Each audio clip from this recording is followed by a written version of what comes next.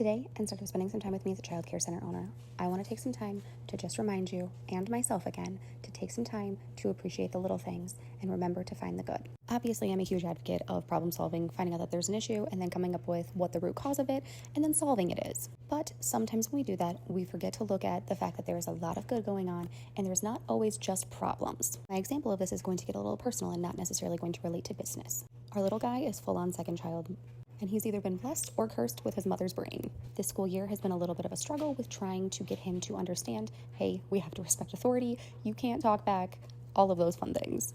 He also has his mom's lovely ADHD, but hasn't quite figured out how to master its superpowers quite yet. So we've been dedicating a lot of time and energy on how to channel all of that into positive things and how we are going to address it as a team. I'm talking social emotional books, I'm talking workbooks, I'm talking long conversations, and quite a few mental breakdowns from me.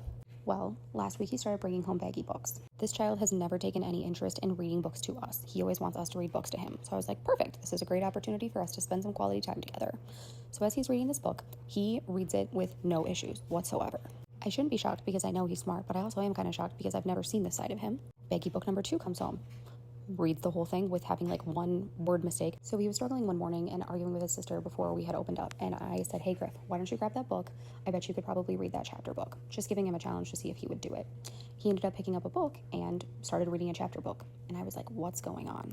I compliment him all the time, but I finally complimented him on a new skill and something exciting, and it has made his life. He carries that silly chapter book around with him everywhere and shows anybody that will listen that he can read it. The kid who legitimately told me he does not like reading is carrying a chapter book around. And it hit me. I might be complimenting him, but when I'm complimenting him on the things that I also am giving him constructive criticism on all the time, they're just going to counteract each other and he's just going to be in the middle. So when we're going through this tough season, we have to be extra diligent to find the happy things outside of what we're working on for our projects. So if you're working on company culture, don't find all the happiness in your company culture when you're looking for your good things. Yes, obviously do find some things, but also find the wins in your curriculum. If you're working on compliance, look for the wins in your enrollment numbers. There is always something good and happy for us to find, and you'd be surprised how much more we can find if we put a little extra work into finding the good.